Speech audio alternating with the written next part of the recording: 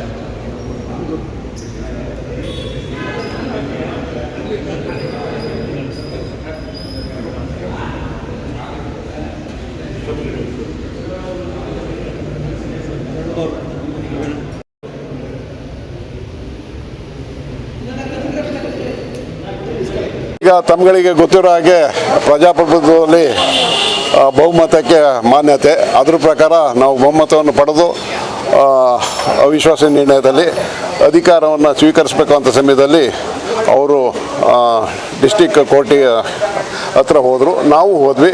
ಇವತ್ತು ಆದೇಶ ಬಂದಿದೆ, ಪ್ರಜಾಪ್ರಭುತ್ವದಲ್ಲಿ 13 ಜನ ಇರೋದ್ರಿಂದ ನೀವು ಆಡಳಿತ ನಡೆಸತಕ್ಕದ್ದು ಅನ್ನೋ ಒಂದು ಆದೇಶ ಕೊಟ್ಟಿದ್ದಾರೆ. ಆದೇಶ ಪ್ರಕಾರ ನಾವು ಅಧಿಕಾರ ಸ್ವೀಕಾರ ಮಾಡೋದು ಬಂದರೆ ಬೀಗ ಹಾಕೋಗಿದ್ದಾರೆ. ಭಾಳ ನೋವಿನ ಸಂಗತಿ, ಅದನ್ನು ನಾನು ಖಂಡಿಸ್ತೀನಿ. ಯಾಕೆಂದರೆ ಅವ್ರುಗಳನ್ನ ಕೂರಿಸಿದ್ದು ನಾವುಗಳೇ, ಇಲ್ಲದ್ರೆ ಯಾವುದೇ ಕಾರಣಕ್ಕೂ ಅವ್ರು ಕೂರಕ್ಕಾಗ್ತಿರ್ಲಿಲ್ಲ. ಕೂರಿಸಿದ್ವಿ, ಬಟ್ ಇವತ್ತು ಅವ್ರು ನಮಗೆ ಸಹಕಾರ ಕೊಡಬೇಕಿತ್ತು, ಕೊಟ್ಟಿಲ್ಲ. ಮುಂದೆ ನಾವು ಏನು ಮಾಡಬೇಕು ಅದನ್ನು ಕಾನೂನು ರೀತಿ ನಾವು ಮಾಡ್ಕೊತೀವಿ.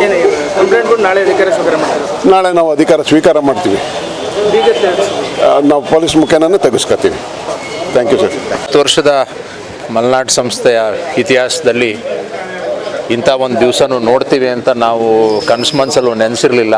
ಅದು ನಮ್ಮ ಕಾಲದಲ್ಲಿ ಇದನ್ನು ನೋಡ್ತೀವಿ ಅಂತ ನಮಗೆ ಈ ವಿಷಯದಲ್ಲಿ ತುಂಬ ಬೇಸರ ಆಗಿದೆ. ಈ ವಿಷಯದಲ್ಲಿ ಏನೋ ಒಂಥರ ದೊಡ್ಡ ರಾಜಕೀಯ ಥರ ಆಗಿ ದೊಡ್ಡ ಥರ ಆಗಿ ಭಾಳ ಪ್ರೆಸ್ಸು ಪಬ್ಲಿಸಿಟಿ ಆಗಿ ಅದಾಗಿ ಇದಾಗಿ ಎಲ್ಲ ಗೊತ್ತಿರೋಂಥ ವಿಚಾರ. ಈ ಥರ ಆಗಬಾರ್ದಾಗಿತ್ತು. ತುಂಬ ಈ ಸಂಸ್ಥೆಗೆ ಒಂದು ಹಿಂದೇಟು ಆಗಿದೆ. ಖಂಡಿತವಾಗ್ಲೂ ಇದನ್ನು ಸರಿಪಡಿಸೋಕ್ಕೆ ಏನೇನಾಗುತ್ತೆ ಪ್ರಾಮಾಣಿಕ ಪ್ರಯತ್ನ ಪಡ್ತೀವಿ.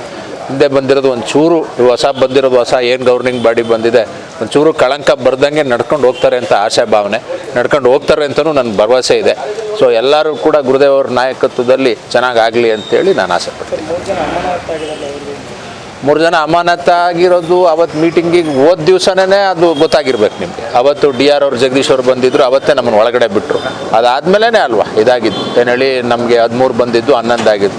ಅವತ್ತು ಒಳಗಡೆ ಬರೋದಲ್ಲೇ ಇದ್ದಿದ್ರೆ ಇಲ್ಲಿ ತನಕ ಬರ್ತಾನೆ ಇರಲಿಲ್ಲ ಇದು ಯಾವುದೋ ಪರಿಸ್ಥಿತಿ. ಆಮೇಲೆ ಅಮಾನತಿಂದು ಅಲ್ಲಿಗೆ ಕ್ವಶನ್ ಮುಗಿದೋಯ್ತು ಅಂತ ಅಂದ್ಕೊಂಡೆ ನಾವು ಅವತ್ತೇ. ಇನ್ನು ನೋಡ್ಬೇಕು ಮುಂದೆ ಏನೇನಾಗುತ್ತೆ ಅನ್ನೋದೆಲ್ಲ ನೋಡಬೇಕಿತ್ತು. ನಾಳೆ ಅಧಿಕಾರ ಅಂತ ಹೇಳ್ತಾ ಇದ್ರು ಅಧ್ಯಕ್ಷರು. ನಾಳೆ ಅಧಿಕಾರ ಅದೇ ಪೊಲೀಸ್ನವ್ರು ಕರಿತೀವಿ ಅದು ಮಾಡಿದ್ರು ಅಂತ ಹೇಳಿದ್ರಲ್ಲ ಈಗ ಪ್ರೆಸ್ ಮೀಟಲ್ಲಿ. ಅವ್ರು ಹೇಗೆ ಹೇಳ್ತಾರೆ ಅದನ್ನು ನೋಡಿಕೊಂಡು ಆಮೇಲೆ ಡಿಸೈಡ್ ಮಾಡಿ. ಓಕೆ. ಈ ದಿನ ಮಲೆನಾಡು ಶಿಕ್ಷಣ ತಾಂತ್ರಿಕ ಸಮಿತಿಯ ಕಾರ್ಯದರ್ಶಿಯಾಗಿ ನಾನು ಎಲ್ಲರ ಸಹಕಾರದಿಂದ ಇವತ್ತು ಜಾರಿಕೊಂಡಿದ್ದೇನೆ. ಅಧಿಕಾರವನ್ನು ನಮ್ಮ ತಂಡ ಸ್ವೀಕರಿಸಿದೆ.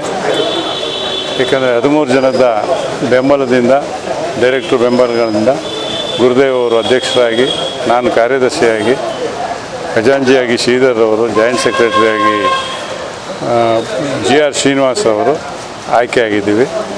ಅದು ಆಯ್ಕೆಯಾದ ನಂತರ ಕೆಲವೊಂದು ಗೊಂದಲ ಇತ್ತು. ಆ ಗೊಂದಲಕ್ಕೆ ನಾವು DR ಆಫೀಸು ಮತ್ತು ರಿಜಿಸ್ಟ್ರಾರ್ ಆಫೀಸು ಮೊರೆ ಹೋಗಿದ್ವಿ. ಆ ತಂಡವು DR ಆಫೀಸು ಮತ್ತು AR ಆಫೀಸಿಗೆ ಮೊರೆ ಹೋಗಿತ್ತು.